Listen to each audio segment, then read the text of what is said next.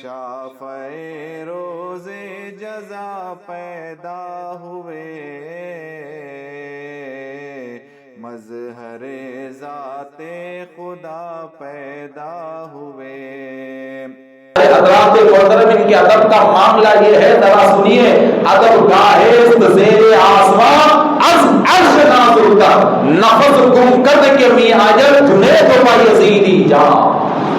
وقت کے صوفیاء کا معاملہ دیکھیے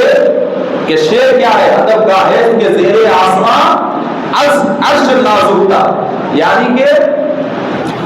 اس آسمان کے نیچے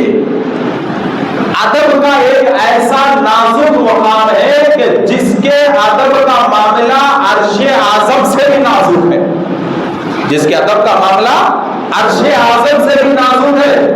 اور وہ زمین ایسی ہے کہ نفس گم کرد کے بھی آیت جنید و بایزیدی نام، کہ اس زمین پر جب وقت کا جنید اور وقت کا بایزید بھی اس زمین پر جا کر ٹھہرتا ہے تو اپنی سانسوں کو دبا کر لیتا ہے، اس لیے کہ زمین پر سانسیں بھی زور سے لینا بے ادبی تصور کیا جاتا ہے۔ اور وہ زمین مدینہ منورہ کی ہے، اور وہ زمین روضہ رسول ہے، اور وہ زمین مزار مبارک کے مصطفیٰ ہے، اور اس زمین کے اس روضے کا اس ذات کا ادب کا معاملہ اللہ تعالیٰ یہ بتا رہا ہے کہ لا ترفعوا اصواتکم فوق صوت النبی۔ اللہ تعالیٰ دربار رسالت کا ادب بتاتے ہوئے کہتا ہے کہ اے مسلمانوں، خبردار نبی کے سامنے تم اپنی آواز کو بلند مت کرنا، اور نبی کی آواز پہ تم کبھی اپنی آواز کو بڑی مت کرنا، اور نہ ہی ان کے دربار میں ٹھہر کر ایسی بات نہ کرنا جیسے ایک دوسرے سے باتیں کرتے ہو، جیسے آپس میں ایک دوسرے سے باتیں کرتے ہو نا، نبی کے دربار میں ایسی بات مت کرنا، اور اپنی آواز کو بھی ان کے دربار میں بلند مت کرنا۔ اگر تم آپس کی جیسی بات نبی کے دربار میں کرو گے اور مصطفیٰ کے دربار میں اپنی آواز کو اگر تم بلند کرو گے تو یاد رکھو تمہارے سارے اعمال ختم ہو جائیں گے اور تمہیں معلوم بھی نہ رہے گا، تم دھوکے میں رہو گے۔ تم تو حج کر کے آؤ گے، حج کا ثواب لے کے مسجد نبوی میں آؤ گے، مگر مسجد نبوی میں تمہاری آواز بلند ہو گئی تو تمہارے حج کا ثواب ختم ہو جائے گا، تم غفلت میں رہو گے کہ میں حاجی بن کے نکل رہا ہوں۔ تم عمرہ کر کے آؤ گے، مسجد نبوی میں ٹھہرو گے، آواز کو بلند کرو گے تو تمہارے عمرے کا سارا ثواب ختم کر دیا جائے گا، تمہیں احساس بھی نہیں رہے گا، اور تم غفلت میں یہ سمجھ کے گھر کو جاؤ گے کہ میں اللہ کے گھر کے دیکھنے کا ثواب لے کر جا رہا ہوں، اپنے گناہوں کو مٹانے کا ثواب میں لے کر جا رہا ہوں۔ تو حضرات محترم، تو ہر مسلمان کے لیے اس کی عبادت کی بقا رسول اکرم صلی اللہ علیہ وسلم کا ادب ہے۔ جب تک آقا دو عالم صلی اللہ علیہ وسلم کا ادب دل میں رہے گا، ہر عبادت کا ثواب ہمارے نام اعمال میں رہے گا۔ جب تک ہم آقا دو عالم صلی اللہ علیہ وسلم کے ادب کو پکڑے رہیں گے، اس وقت تک ہر حج کا ثواب ہمارے پاس رہے گا،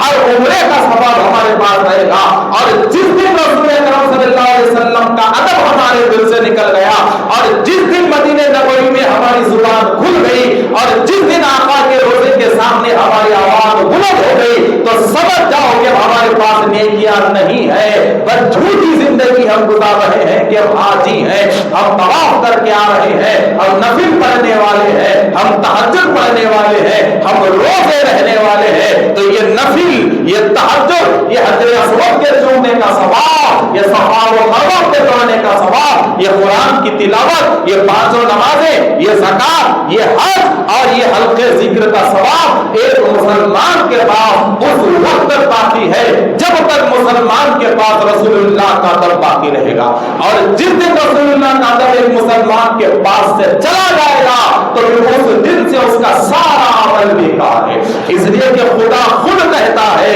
کہ تمہارے عمل کو میں ایسا ختم کر دوں گا، تمہاری نیکیوں کو میں ایسا ختم کر دوں گا کہ تمہارے اعمال ختم ہو جائیں گے اور تمہیں احساس تک نہ رہے گا،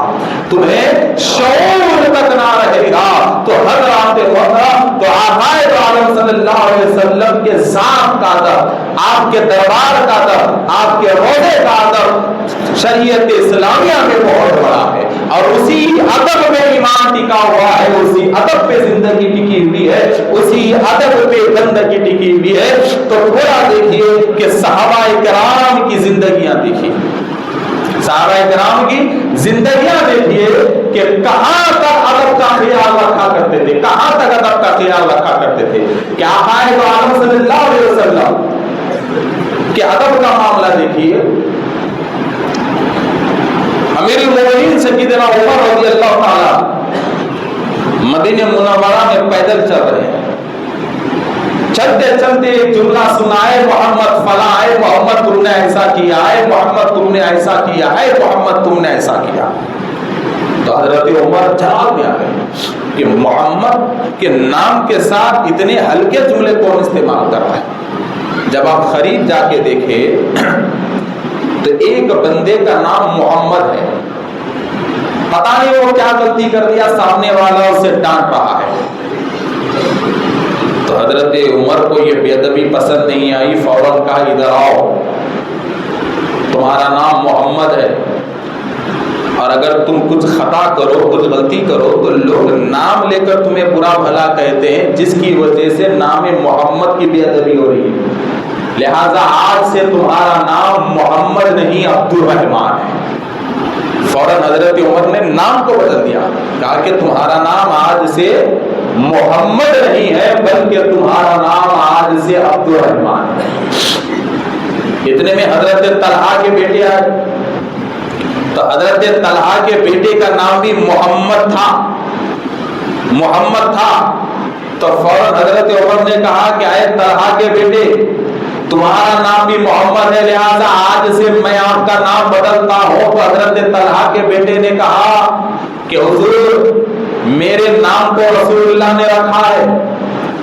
میرا نام محمد نہ میری باپ نے رکھا ہے نہ میری ماں نے رکھا ہے، میرے نام کو محمد رسول اللہ نے رکھا ہے۔ تو حضرت عمر نے کہا کہ جب رسول اللہ نے رکھا ہے تو عمر کو کیا دنیا کی کوئی طاقت تمہارے نام کو بدل نہیں سکتی، کوئی طاقت بدل نہیں سکتی۔ تو دیکھیے ادب کیسا ہے، ادھر نام کے ساتھ استعمال غلط ہو رہا تھا تو نام بدل دیا، اور ادھر بھی چاہے تو نام بدل سکتے تھے، مگر جیسا ہی کہا رسول اللہ نے رکھا ہے تو رسول اللہ کے ادب کے خاطر حضرت عمر ہو گئے اور کہا کہ تمہارا نام محمد ہی ہوگا، محمد ہی تمہارا نام ہوگا۔ اور ہمارے پاس کئی نام محمد ہے، کئی نام محمد ہے، اور آج ہم محمد نام لے کر پتہ نہیں کیا کیا گالیاں دیتے ہیں۔ یہ نام والے کو پتہ نہیں ہم کیسے کیسے طریقے سے استعمال کرتے ہیں، کس کس قسم کے استعمال کرتے ہیں، اور ہم اپنے بچوں کا نام تو محمد رکھتے ہیں۔ جانتے ہو بچوں کا نام محمد رکھنا کتنی بڑی فضیلت والی چیز ہے۔ حدیث ہے محشر کا میدان ہوگا، اللہ تبارک و تعالیٰ کے سامنے دو بندے ٹھہرے ہوئے رہیں گے، اللہ نہ ان کا حساب دیکھے گا نہ ان کے نام اعمال دیکھے گا، بلکہ اللہ تعالیٰ ان دونوں کو جنت میں جانے کا حکم دے گا، اور کئی جماعت بغیر حساب کے ایسے ہی جنت میں جائے گی۔ تو لوگ پوچھیں گے کہ پروردگار ہم پہ اتنا کرم تیرا، جبکہ ہمارے اعمال اتنے بڑے نہیں، ہمارے نیکیاں اتنے بڑے نہیں، تو اے پروردگار اتنا بڑا کرم کیسا، اتنا بڑا کرم کیسا؟ تو اللہ تعالیٰ بروز محشر اعلان کرے گا کہ اہل محشر میں نے قسم اٹھا کے رکھی ہے کہ جس کا نام محمد اور احمد ہوگا میں اسے جہنم میں نہیں ڈالوں گا۔ تو جس کا نام محمد ہے احمد ہے وہ جنت میں چلے جائے، جنت میں چلے جائے۔ تو اللہ تبارک و تعالیٰ نام احمد اور نام محمد کے خاطر ان جسموں کو جہنم کے حوالے نہیں کر رہا ہے، اور ہمارا معاملہ کیا ہے کہ جس کا نام محمد ہے ہم کیسے کیسے نعوذ باللہ بتانا بھی ضروری ہے کہ ہم محمد نام والے کے ساتھ کیسے کیسے الفاظ کے ساتھ پیش آتے ہیں، ذرا دیکھیے کیسے کیسے۔ یاد رکھو اگر اس کا نام محمد ہے اور تمہیں اسے ڈانٹنا ہے، تمہیں اسے کچھ بولنا ہے، تو خبردار محمد نام لے کے اسے مت ڈانٹو، محمد نام لے کے اسے مت ڈانٹو، بلکہ اس کا عرفی نام رکھو، اس کا عرفی نام لے کے ڈانٹو۔ محمد نام لے کے ڈانٹنا یہ بہت بڑی بے ادبی ہے، محمد نام لے کے ارے تمہیں پکارنا یہ بہت بڑی بے ادبی ہے، اور اس سے اعمال کا بھی نقصان ہے، نیکیوں کے خاتمے کا بھی نقصان ہے۔ محمد نام کی کتنی بڑی فضیلت ہے، کتنی بڑی فضیلت ہے محمد نام کی۔ دیکھیے کہ آقا دو عالم صلی اللہ علیہ وسلم فرماتے ہیں کہ اگر کوئی ماں باپ، رسول اللہ فرماتے ہیں، حدیث کو غور سے سنیے، محمد نام کی فضیلت کہ آقا دو عالم صلی اللہ علیہ وسلم فرماتے ہیں کہ اگر کوئی ماں باپ میری محبت کے خاطر یا میرے نام کی برکت کے خاطر اپنی اولاد کا نام محمد رکھتے ہیں تو محشر کے میدان میں معاملہ ایسا ہوگا کہ محمد نام رکھنے والے ماں باپ جنت میں جائیں گے،